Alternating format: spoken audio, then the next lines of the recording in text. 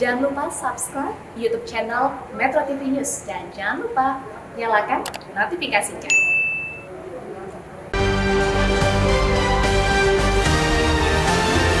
Pinjaman PEN juga dikorupsi.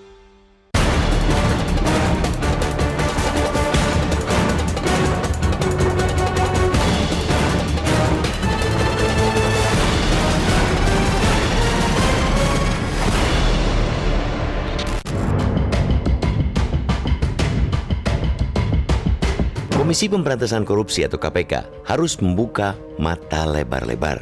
Korupsi terkait dengan penanganan pandemi COVID-19 masih terus berlangsung hingga kini.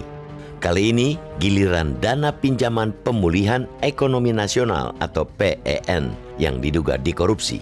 Sebelumnya, pada 2020, pengadaan bantuan sosial bagi warga terdampak pandemi juga dikorupsi dan melibatkan Menteri Sosial saat itu, Juliari Batubara. Dugaan korupsi dana pemulihan ekonomi nasional untuk daerah terungkap pada saat KPK menetapkan bekas Direktur Jenderal Bina Keuangan Daerah Kementerian Dalam Negeri Muhammad Ardian Norvianto sebagai tersangka pada 27 Januari 2022. Selanjutnya, tersangka ditahan pada 2 Februari 2022. Tersangka diduga meminta kompensasi atas perbantuannya sebesar 3% dari nilai pengajuan pinjaman PEN oleh Kabupaten Kolaka Timur secara bertahap. Proses pengajuan dana pinjaman PEN untuk daerah yang tidak transparan justru membuka ruang korupsi. Pengusutan kasus Kabupaten Kolaka Timur mestinya menjadi momentum bagi KPK untuk mengusut seluruh pinjaman yang diberikan kepada daerah. Kasus Kolaka Timur bisa saja bukan yang pertama, juga bukan yang terakhir. Apalagi pada 2021 telah direalisasi sebesar 6,8 triliun rupiah bagi 31 pemerintah daerah. Bukan mustahil dugaan korupsi juga terjadi di daerah lainnya. Dana untuk membangkitkan ekonomi masyarakat dari dampak pandemi haram hukumnya untuk dikorupsi. Dana itu sudah seharusnya digunakan sebesar-besarnya bagi kesejahteraan rakyat, bukan untuk dinikmati oleh pejabat melalui praktek lancung.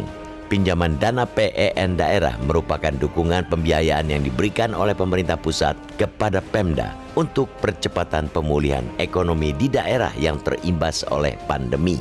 Berdasarkan pasal 10 ayat 3 Peraturan Menteri Keuangan nomor 179/PMK 07/2020 tentang pengelolaan pinjaman PEN untuk Pemda, Mendagri memberikan pertimbangan atas permohonan pinjaman PEN daerah dan menyampaikan kepada Menkyu, dalam hal ini Dirjen Perimbangan Keuangan, paling lama 3 hari kerja terhitung sejak tanggal diterimanya surat permohonan pinjaman PEN daerah. Dalam praktiknya, di Kemendagri, Direktur Jenderal Bina Keuangan Daerah bertugas menyusun surat pertimbangan Mendagri atas permohonan pinjaman dana PEN yang diajukan Pemda. Proses penyusunan pertimbangan itulah yang dilakukan di ruang gelap, tidak transparan sehingga terbuka peluang korupsi. Eloknya, Mendagri Tito Karnavian membenahi seluruh proses penyusunan pertimbangan pinjaman sehingga semuanya berlangsung secara transparan. Jika waktu yang diberikan 3 hari untuk memberikan pertimbangan dirasakan terlalu mepet, mestinya bisa dinegosiasikan untuk penambahan waktu. Akan tetapi, yang dilakukan Mendagri ialah menyurati Menkyu Sri Mulyani untuk memberitahukan bahwa pihaknya tidak perlu lagi dilibatkan dalam memberikan pertimbangan. Meski sulit untuk menampik adanya kesan mutung karena anak buahnya ditangkap KPK, kita percaya Menteri Tito tetap berhati lapang. Kita bisa memahami kekecewaan KPK atas mundurnya Mendagri sebagai salah satu pihak yang dimintai pertimbangan pengajuan pinjaman dana PEN daerah. Padahal, pertimbangan pengajuan pinjaman dana PEN melalui Kemendagri sangatlah penting untuk menutupi celah terjadinya kong kali kong. Kiranya Menteri Tito dan Menteri Sri Mulyani duduk bersama untuk membicarakan perihal batas waktu memberikan pertimbangan terkait pinjaman dana PEN untuk daerah. Jika tidak tercapai kesepakatan, keduanya bisa meminta keputusan Presiden.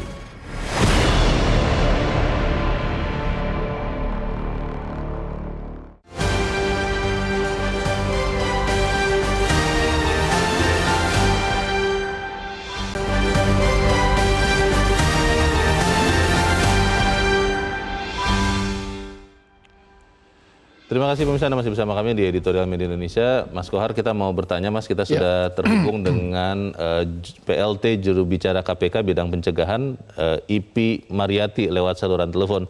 Mbak Ipi, selamat pagi. Pagi, Mas Leo. Ya, Mbak Ipi,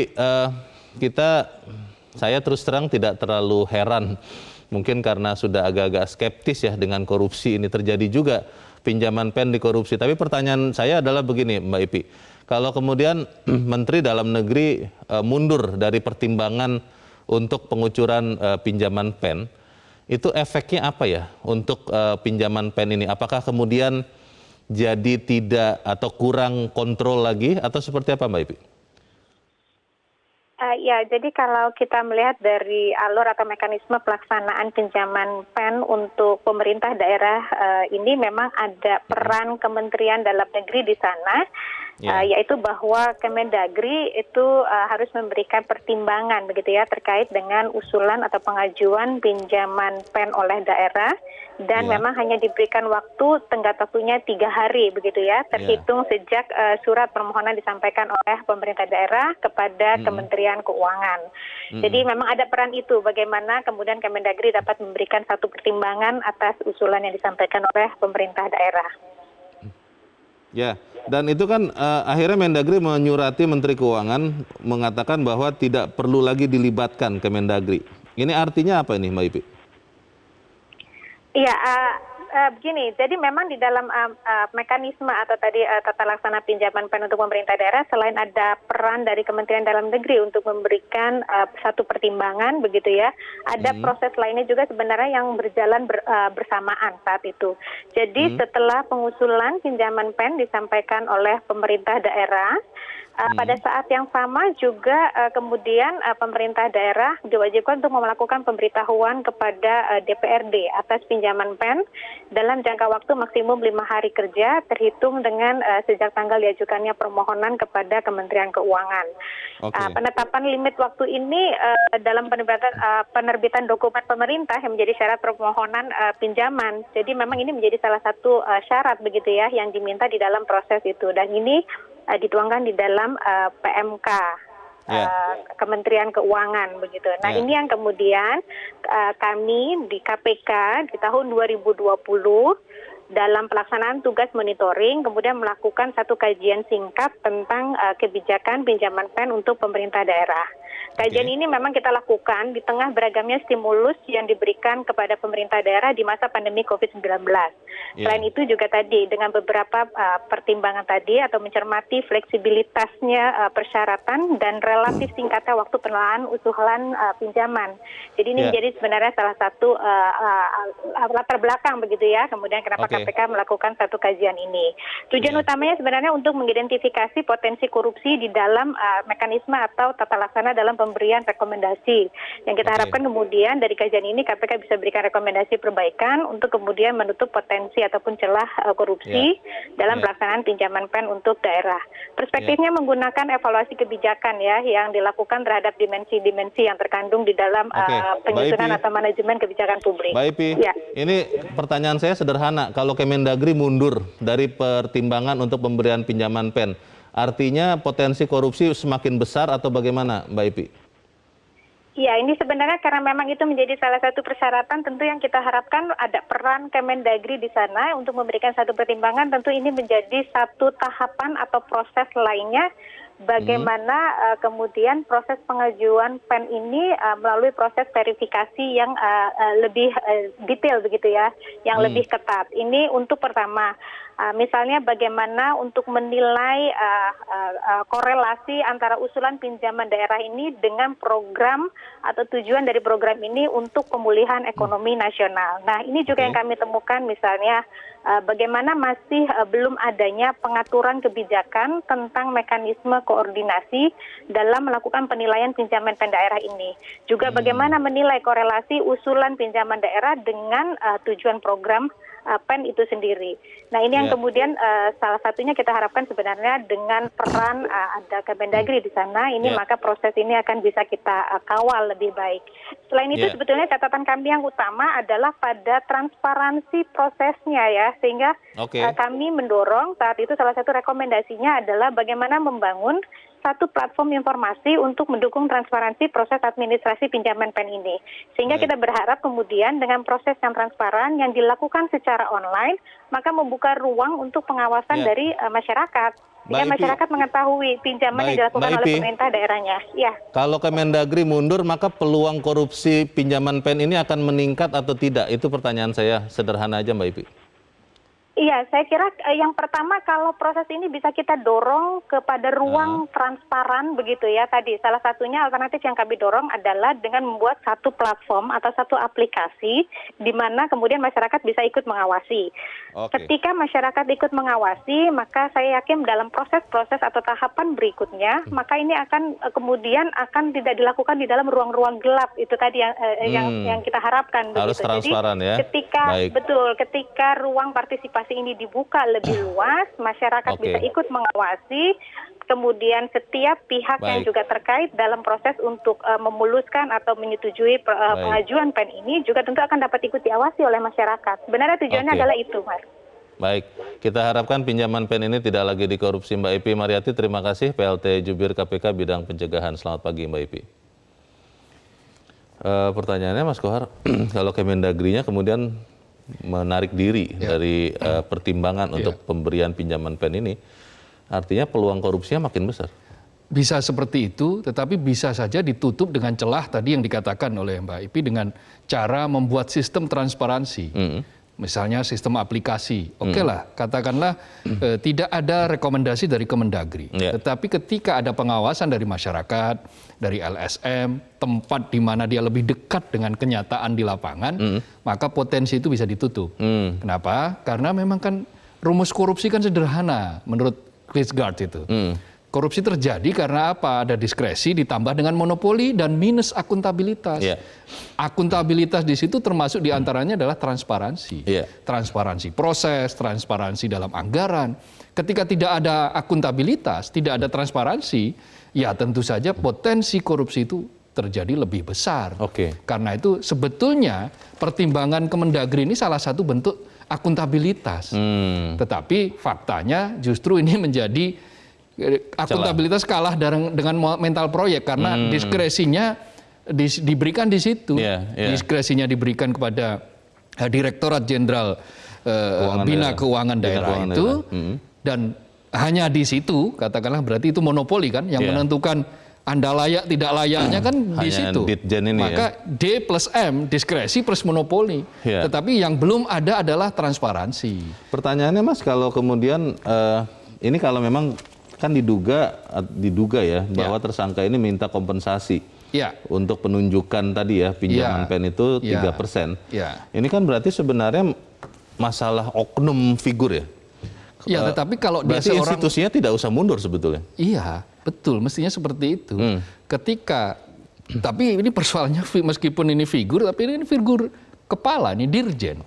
Direktur jenderal yang mengepalai Direktorat Jenderal yang punya diskresi untuk memberikan kewenangan. Sangat menentukan. Gitu. Jadi ada nuansa ya mungkin sebagian mengatakan ini mutung, ngambek atau nuansa mungkin ya malu dan sebagainya. Kita tidak tahu. Tetapi yang pasti mestinya siapapun orang yang kena ya sistemnya harus tetap terjaga. Sebetulnya apakah memang undang-undang peraturan mengharuskan bahwa pinjaman PEN ini harus diberikan rekomendasi oleh Kementerian Dalam Negeri? Karena kalau saya berpikir mungkin seorang Mendagri ya kecewa juga mungkin dengan kelakuan anak buahnya kalau ternyata terbukti benar ya Mas, ini karena kan proses. Lalu ketika melihat bahwa undang-undang atau peraturan tidak mengharuskan institusinya memberikan penilaian untuk pinjaman PEN, ya akhirnya kan lebih mudah memilih ya sudahlah daripada saya ikut kena juga, ya sudah silakan Kementerian Keuangan dan mungkin KPK begitu. Bagaimana Mas? Kan ini sebetulnya menambah akuntabilitas. Menambah akuntabilitas. Iya, karena yang dianggap paling mengerti dan paling tahu bagaimana keuangan daerah itu adalah ya Direktorat Jenderal Bina Keuangan Daerah. Dianggap Karena, begitu. Ya betul, karena dia secara sistem, secara kompetensi memang diadakan untuk itu. Betul. Nah, ketika dia diadakan untuk itu, ya berarti mestinya ya dia menjalankan dong. Tetapi persoalannya kan ditemukan ada success fee. 3% itu besar loh. Kalau satu kabupaten atau satu pemerintah daerah mendapatkan 100 miliar saja, 3%-nya kan sudah 3 miliar. Ya, sebetulnya berapapun tidak pernah boleh kan ada success fee itu kan Mas Kohar. Tapi pertanyaannya kembali lagi begini Mas. Kalau memang aturannya tidak mewajibkan Kementerian Dalam Negeri untuk mengakses atau memberikan penilaian, kan akhirnya ketika itu tidak dilakukan, itu kan tidak menyalahi apapun begitu kan Mas Kohar? Ada potensi katakanlah bahwa ini nanti tidak tepat sasaran. Ketika pinjaman tidak tepat sasaran, tidak digunakan sebagaimana judulnya. Judulnya kan pemulihan ekonomi nasional. Uang itu mestinya digunakan untuk pemulihan ekonomi nasional. Betul. Nah, siapa yang mengerti itu? Direktorat Jenderal Bina Keuangan Daerah kan gitu. Kembali lagi kalau saya berpikir apapun bentuknya ya, teknis korupsinya, sebetulnya kalau ada koruptor yang di Indonesia yang sudah pernah dihukum mati, itu mungkin akan membuat perubahan. Tapi kita harus jeda dahulu Mas Kohar dan pemirsa, tetap bersama kami, Editorial Media Indonesia segera kembali. Terima kasih pemirsa, Anda masih bersama kami di Editorial Media Indonesia. Dan Mas Kohar, sebelum kita lanjutkan diskusi kita mau bertanya dulu kepada beberapa pemirsa Metro TV. Kita sudah terhubung dengan pemirsa Metro TV di Batam, Kepulauan Riau, ada Pak John Veto. Pak John, selamat pagi. Selamat pagi, Bung Leo, selamat pagi. Bang Kohar, ini bagaimana Pak John? Tertipu saya baca apa yang kita pagi hari ini, pinjaman juga dikorupsi.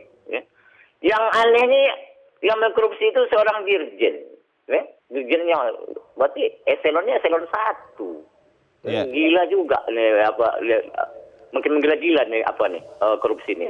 Artinya KPK ini bekerja. Ini laris betul nih Bang Leo, rompi orang KPK itu laris betul. 2022 ini udah berapa? Ini sekarang sekelas dirjen. Jadi begini, jadi begini, buktikan aja KPK itu kan kalau korupsi dalam keadaan dana COVID dikorupsi, itu kan hukumannya berganda-ganda, lipat ganda. Itu aja diterapkan, Itu aja diterapkan. Dan lagi ini saya kembali lagi kayaknya sama modusnya dengan korupsi dana alokasi khusus daerah. Masih ingat enggak? Mulai itu berapa banyak kepala daerah yang berapa ya? Di Menteri Keuangan itu. Masalah fee-nya juga, porsennya juga. Artinya ini 3%, yang kemarin itu ada 10% yang minta dia. Jadi ini artinya kita ini tidak ini apa yang salah nih bagi pejabat-pejabat tinggi kita. Memang bejat betul dia punya moral ini. Dan segini. Sekarang Mendagri lepas tangan, cuci tangan, mundur lebar. Ini salah juga. Mendagri mundur. Jadi Kemendagri harus ikut tetap ya, Pak John ya. Ikut tetap. Kenapa harus mundur? Ikut tetap. Itu aja. Terima kasih.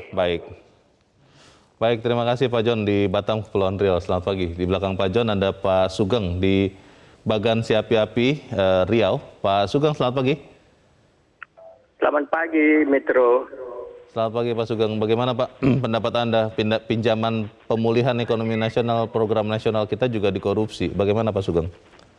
Oh ya, kalau masyarakat Indonesia seluruhnya dari Sabang sampai Merauke sebenarnya itu tidak kaget kalau penjabat Indonesia itu korupsi. Itu sudah menjadi konsumsi. Penjabat-penjabat negeri kita ini mulai dari tingkat bawah sampai tingkat atas. Tujuan jadi penjabat itu sebetulnya. Ini perlu undang-undangnya dirubah. Apalagi kalau dia menyangkut korupsi dana umat, dana masyarakat. Ini hukumnya harus dimiskinkan. Satu, keduanya tidak boleh berpolitik, masuk partai manapun tidak boleh. Harus digarisbawahi. Kalau terus-terus begini, ini sudah tetap negeri kita ini akan dibikin korupsi. Tidak bisa dengan hukuman cengar-cengir 4 tahun, 5 tahun keluar, nanti berbuat lagi. Dan kalau perlu siapa keluarganya yang hal ini perlu diingatkan, diberitahu. Kalau masuk politik ini perlu digarisbawahi. Ini tidak kaget lagi kalau kuda makan rumput itu masih biasa bagi korupsi itu. Tetapi kalau kuda sudah mulai makan beras nanti baru bingung. Ini sebangsaku macam binatang. Itu aja, para penjabat itu aja. Oke, Kalau terima kuda kasih. makan rumput itu biasa, tapi aku takut kuda makan nasi. Tapi ini Ya, yang ya. korupsi ini bukan makan apa. Ya. Ini Baik, makan terima rumput kasih. ini namanya. Oke, terima kasih Pak Sugeng di Bagan Api-Api Riau. Di belakang Pak Sugeng ada Pak Bion di Mataram, Nusa Tenggara Barat. Pak Bion, selamat pagi. Selamat pagi Mas Leo, Bang Kohar.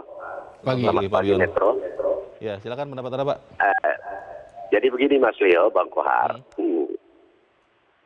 The United States Port Organization jauh 2004 sudah mendeklarasikan korupsi adalah bagian musuh negara.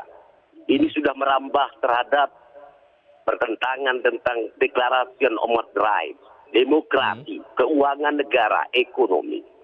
Nah, dalam konteks ini, Republik kita ini, Mas Leo, Bang Kohar, sudah menjadi sebuah, bukan lagi korupsi ini menjadi kejahatan luar biasa, extraordinary crime. Ya. Kebetulan disertasi saya, Mas Leo, sekarang ini, saya pengacara, Mas Leo. Ya. Jadi, saya melihat bahwa ada 3 hal sebenarnya negara hadir di dalam penegakan law enforcement. Ya. Pertama, terhadap penegakan hukum pemidanaan, track bill fee. Nah, oke, kalau kita berbicara dalam konteks pemiskinan, itu akibat dari keuangan negara untuk dikembalikan. Ya. Tapi bagaimana pemidanaan terhadap efek jerah mereka? Korupsi ini bukan lagi menjadi sebuah, ini masif di Republik kita. Negara berkembang seperti ini memang. Beda Ya. negara development country. Nah, Oke. jadi dalam konteks ini, negara itu hadir. Presiden Jokowi sebagai pemimpin Republik ini memberikan warning kepada anak negeri, kepada pejabat negara di tingkat desa sampai kementeriannya. Adakan kibarkan bendera revolusi perang terhadap korupsi untuk membuat Oke. efek jerah. Itu satu. Baik. Lalu Ya. kedua, Ya. ketika hadir dalam sebuah, katakanlah bagaimana KPK, kejaksaan. Satu contoh, saya pernah bebaskan kepala desa Mas Leo pembelaan Mahkamah Agung. Oke, Nah, Pak. tapi di Mataram, Ya. Mas Leo, Ya, ya. kejaksaan tidak menahan salah satu Pak wakil Dion, bupati kita kaya fokus itu. kepada pinjaman pen ini dulu, Pak. Bagaimana, Pak, pendapat Anda, Pak? Iya, kalau pinjaman pen ini sudah jelas keliru, Mas Leo. Negara harus segera bersikap tegas. Oke, negara harus bersikap tegas. Terima kasih Pak Bion di Mataram, Nusa Tenggara Barat. Selamat pagi, Pak. Di belakang Pak Bion ada Pak Sukiwi di Medan, Sumatera Utara. Pak Sukiwi, selamat pagi. Ya, selamat pagi Bung Leo, selamat pagi Mas Kohar, selamat Selamat pagi, pagi Pak Sukiwi. media Indonesia. Ya, silakan Pak Sukiwi. Ya, kalau soal korupsi di Indonesia ini, ya tiap hari kita sudah dengar lah. Jadi efek jerah itu sepertinya nggak ada. Karena apa? Budaya malu itu sudah nggak ada. Kemudian budaya takut pun sudah nggak ada. Yang ada itu budaya korupsi. Karena apa? Koruptor-koruptor ini ataupun pejabat-pejabat yang duduk di pemerintahan ini, yang mereka melihat ini kesempatan. Ya. Kenapa? Ya teman-teman mungkin juga mereka lihat teman-teman mereka. Mungkin 100 orang yang korup, mungkin yang tertangkap hanya 1 orang. Yang tertangkap itu mungkin lagi naas lah kan gitu. Jadi ini sangat berbahaya. Ya, dana pen aja pun dikorupsi. Ya, kita tahu situasi ekonomi sekarang di masyarakat lagi menderita. Ya, contohnya Bapak Ibu, contohnya kita lihat sekarang. Kalau rumah kita kosong, ini di daerah Sumatera Utara, rumah kita itu kosong, misalnya udah 2 hari atau 3 hari tidak ada yang tinggal, besok sengnya dibongkar, ya, jejaknya dibongkar. Itu tandanya apa? Tanda ekonomi masyarakatnya sudah susah. Jadi harapan kami sebagai masyarakat kecil, harapannya kepada seperti apa yang dikatakan oleh Pak Bion, ya Pak Jokowi harus deklarasikanlah bahwa korupsi itu adalah musuh negara. Dari yang paling rendah sampai yang dari yang paling tinggi, mari kita lawan, mari kita berantas korupsi. Jangan hanya selama ini kita hanya dengar ya kata-kata yang manis, kata-kata yang indah, tapi tindakannya itu nggak tegas, tindakannya itu nggak nyata. Terima kasih. Terima kasih Pak Sukiwi di Medan, Sumatera Utara. Selamat pagi Pak. Para pemirsa juga sudah mungkin ada sebagian yang skeptis malah dengan korupsi. Dan kalau ini kembali lagi ke pertanyaan saya sebelum jeda, apakah memang selama ini kita ini hanya pura-pura mengatakan bahwa korupsi ini kejahatan luar biasa karena tidak pernah mau menjatuhkan hukuman yang luar biasa. Ada wacana mengatakan, malah beberapa waktu yang lalu kan, ini masih hidup ya wacana itu, restoratif justice katanya, yang korupsi di bawah 50 juta tidak usah dihukum karena lebih mahal biaya penyidikannya, ya sudah dikembalikan saja uangnya. Ini kan pikiran-pikiran yang kemudian membuat kita akhirnya, rakyat Mas Kohar, merasa ini terjadi terus korupsi karena tidak pernah ada efek jera. Kalau gitu ya hukum mati saja. Bagaimana Mas Kohar? Ya, sebelum kita bicara tentang bagaimana hukum mati diberlakukan, kita tanya dulu, apakah sistem hukum, penegakan hukum kita selama ini sudah memiliki ekosistem yang jelas untuk membuat koruptor itu jera ataupun tidak? Nah, undang-undang sudah menyatakan bahwa korupsi itu bisa dihukum maksimal, bisa dihukum 20 tahun lebih, tetapi prakteknya tidak pernah. Coba kita lihat hasil penelitian ICW tahun 2020, rata-rata kasus korupsi, terpidana korupsi itu dihukum 3 tahun 1 bulan. Rata-ratanya loh. Nah, 1. 2, tingkat pengembalian uang ke negara. Yang dikorupsi tahun 2020 itu 56 triliun rupiah. Tetapi berapa yang akhirnya berhasil dikembalikan ke negara? Cuma 19 triliun. Dari pengadilan juga ini, yang sudah punya keputusan tetap di pengadilan. Itu yang diputuskan dan kita belum tahu realnya yang kembali berapa begitu ya? Ya katakanlah misalnya kita asumsikan realnya 19 triliun juga. Itu kan berarti tidak sampai separuhnya. Maka sistem kita ini masih belum memberikan ruang untuk membuat orang-orang jera, pelaku korupsi jera.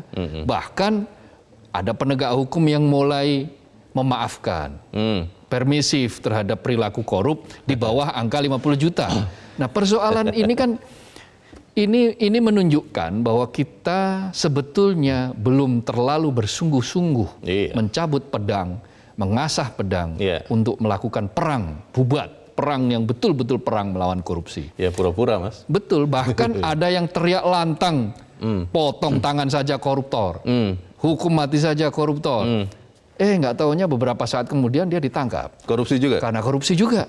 Nah kan itu menunjukkan bahwa hukuman mati, teriak hukuman mati untuk koruptor selama ini, itu lebih bernuansa ya, tendensinya sebagian, itu tendensinya adalah untuk pencitraan, bukan untuk kepentingan yang sesungguhnya membuat koruptor jera. Kalau kembali ke bicara soal pinjaman PEN ini, Mas Bahar, ini kan tadi pertanyaan saya terus terang belum tahu apakah ada aturan yang mewajibkan Kementerian Dalam Negeri melakukan assessment atau penilaian untuk siapa daerah yang bisa dapat PEN. Ini satu. Yang kedua, kalau kemudian ternyata Mendagri tetap menarik diri karena melihat ini lebih banyak mudaratnya nih daripada manfaatnya untuk institusinya, itu bagaimana Mas? Ada peraturan Menteri Keuangan nomor 179 tahun 2020.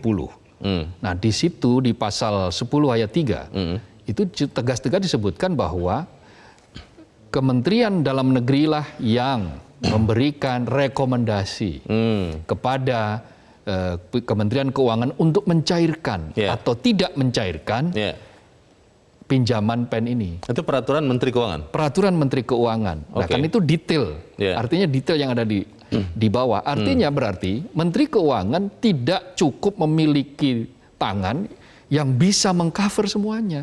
Dan itu secara sistem sudah betul, sudah benar disampaikan bahwa yang punya otoritas untuk memberikan pertimbangan ya Dirjen Pembina Keuangan Daerah, karena dia yang namanya kan bina keuangan, berarti membina daerah-daerah itu untuk menggunakan keuangan secara benar, untuk meminjam uang secara benar, dan mengawasi pinjaman itu secara benar pula. Apakah dua menteri ini kemudian bisa duduk sama-sama menyamakan frekuensinya? Kita akan bahas di bagian berikut dan pemirsa tetap bersama kami, Editorial Media Indonesia segera kembali. Terima kasih pemirsa, Anda masih bersama kami di Editorial Media Indonesia. Kita di bagian akhir dari diskusi kita pagi ini. Mas Kohar, tentunya kita memiliki prasangka baik bahwa semua pihak termasuk Kementerian Dalam Negeri tentunya juga mendukung supaya korupsi bisa diberantas. Tapi kan pertanyaannya, kalau kemudian kondisi terakhir kan Kemendagri menarik diri ya dari proses menilai pinjaman pen daerah mana yang bisa diberikan, ini kan menjadi sesuatu yang kurang baik. Nah, apakah seperti editorial katakan harus seorang presiden yang kemudian mendudukkan dua pembantunya ini, atau memang dua menteri ini bisa duduk sama-sama menyelaraskan apa yang mereka kurang pas mungkin dengan KPK juga mungkin. Bagaimana Mas Kuat? Jadi jangan sampai kemudian pameo yang selama ini beredar bahwa ada 3 hal yang kurang, yang selalu menjadi masalah itu adalah satu koordinasi.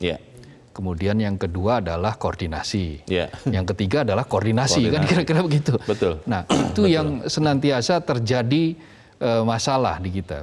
Kenapa? Karena mentalitas kita kan mentalitas blok. Di beberapa birokrasi kita harus jujur diakui yang muncul mentalitas blok. Mentalitas membuat tembok sangat tebal dan setinggi-tingginya sehingga tidak bisa dilihat oleh orang yang lain. Buat kotak-kotak begitu. Nah, sementara yang perlu dibangun itu ada sekat, tapi sekat partisi yang longgar begitu loh, yang bisa digeser-geser. Kalau kita di hotel ada ballroom itu kan bisa disekat-sekat, tetapi pada saat kita butuhkan ruang yang sangat luas, sekat itu bisa dibuka. Itu mestinya model birokrasi kita.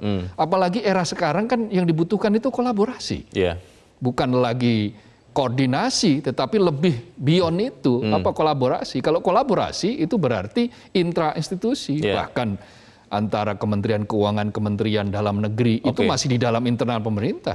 Kalau kolaborasi dengan pihak luar bagaimana? Mas, tapi kalau kemudian misalnya katakanlah diasumsikan seorang Menteri Dalam Negeri Tito Karnavian akhirnya mau lagi ikut duduk mengases, ini kan berarti harus ada Dirjen Bina Keuangan Daerah yang baru yang akan melakukan tugas itu. Tapi kalau kemudian semuanya tetap sama, sistem transparan itu belum ada, bisa jadi nanti masuk lagi ke jurang yang sama, ke lubang yang sama. Karena itu yang perlu diperbaiki sistemnya dulu. Orang bisa berganti, siapapun bisa. Itu KPK kan juru bicaranya PLT. Bisa PLT kan belum definitif. Tetapi toh bisa memainkan peran, fungsi sebagai juru bicara. Karena kan, sistemnya sudah melakukan. Karena sistemnya sudah jalan, sistemnya sudah ada. Nah, sistem itu adalah memperkuat akuntabilitas. Dengan transparansi, akuntabilitas, pengawasan, asumsinya jangan merasa bahwa loh nggak percaya sama saya, bukan begitu. Ada juga kadang-kadang persoalan itu ya. Ini persoalan uang rakyat. APBN yang digunakan ada 1,9 triliun lebih dari APBN, lalu kemudian 4 triliun lebih itu dari PT Sarana Multi Arta Indonesia. Nah, kalau uang-uang ini dibiarkan dengan dalih bahwa nggak percaya sama saya, ya itu berarti kita tidak serius membangun sistem. Sistem itu harus dibangun. Kenapa? Karena mentalitas kita memang sudah digerogoti oleh mentalitas pemburu rente di kalangan pejabat kita. Masih banyak mentalitas pemburu rente dan itu akut sekali. Itu berbeda jauh dengan spirit-spirit masa lampau. Ketika Haji Agus Salim misalnya mengatakan laden is leaden. Memimpin itu menderita. Artinya apa? Orang kalau memimpin institusi termasuk diantaranya kan, menjadi dirjen itu kan memimpin institusi. Maka dia itu siap menderita, siap berkorban, bukan malah mengambil. Berkorban itu bahkan berkorban itu memberi dan mengambil dari kita untuk kepentingan umat, kepentingan masyarakat. Nah, tetapi kalau pemburu rente, ya dia sebanyak-banyaknya mengambil dari masyarakat kalau perlu untuk kita. Nah, satu itu. Kedua, sekarang ini kan rakyat lagi menderita. Jadi pemimpinnya jangan berpesta pora. Mau memimpin saja harusnya menderita. Tetapi ini kondisinya ekonomi kita masih sangat jauh dari kata normal. Betul bahwa pertumbuhan ekonomi sudah positif, perdagangan neraca dagang kita juga sudah surplus, bahkan ekspor kita juga mencetak rekor sejarah, gitu 230 miliar dolar lebih.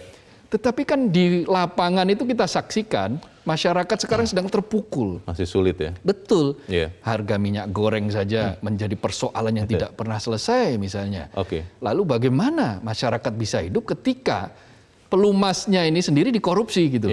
Pemulihan ekonomi nasional dananya itu kan untuk pelumas bagaimana ikut menjadi mempercepat sehingga masyarakat itu ekonominya bisa pulih. Yang pelumas itu adalah dana pennya ya, bukan korupsinya ya. Karena pernah ada yang bilang katanya korupsi itu pelumas pembangunan katanya. Pelumas gitu. bagi siapa? Bagi kelompok, bagi koruptor kan begitu. Tapi bagi masyarakat dia adalah penderitaan. Terakhir Mas Kohar, apa yang bisa kita usulkan segera dalam waktu dekat? Siapa yang harus jadi leader di pemulihan kondisi ini? Apakah memang Menteri Keuangan atau Menteri Dalam Negeri harus berbesar hati, atau Presiden sekaligus langsung ambil alih? Ya, kan ini adalah kerja bersama, kolaborasi. Maka masing-masing pihak dia akan menjalankan kompetensi dan sistem sesuai sistem bidangnya masing-masing. Kementerian Dalam Negeri punya otoritas untuk melakukan penilaian. Lakukan itu sebaik-baiknya, perbaiki sistem. Kalau masih bocor, lakukan itu sistem itu sebagaimana supaya mampat. Koordinasikan dengan Kementerian Keuangan. Leadernya tentu saja koordinator PEN, siapa? Menko Perekonomian. Di atas Menko Perekonomian ada Presiden. Nah, Presiden sudah memerintahkan secara jelas bahwa anggaran apapun dari pemerintahan ini harus sampai kepada masyarakat. Harus betul-betul dinikmati masyarakat dan dia menjadi pelumas bagi pergerakan ekonomi masyarakat sehingga betul-betul pulih ekonomi kita itu. Baik, kita harapkan tidak ada lagi kasus serupa terjadi ya Mas Kohar. Dan pihak yang berwenang benar-benar berbesar hati untuk bisa bekerja sama. Mas Abdul Kohar, terima kasih sudah ada di tempat ini. Selamat pagi Mas. Selamat pagi Leo, terima kasih. Pemirsa, kita bisa paham kekecewaan KPK atas mundurnya Mendagri sebagai salah satu pihak yang dimintai pertimbangan pengajuan pinjaman dana PEN daerah. Padahal pertimbangan pengajuan pinjaman dana PEN lewat Kemendagri sangat penting untuk menutup celah terjadinya kong-kali-kong. Kiranya Menteri Dalam Negeri Tito Karnavian dan Menteri Keuangan Sri Mulyani duduk bersama untuk membicarakan perihal batas waktu pemberian pertimbangan pinjaman dana PEN untuk daerah. Kalau tidak tercapai kesepakatan, keduanya bisa minta keputusan Presiden. Saya Leonard Samosir, berterima kasih Anda sudah menyaksikan. Tetap pakai masker Anda, cuci tangan Anda. Kalau tidak perlu, tidak usah kemana-mana, karena COVID semakin meningkat. Saya Leonard Samosir, selamat pagi. Sampai jumpa.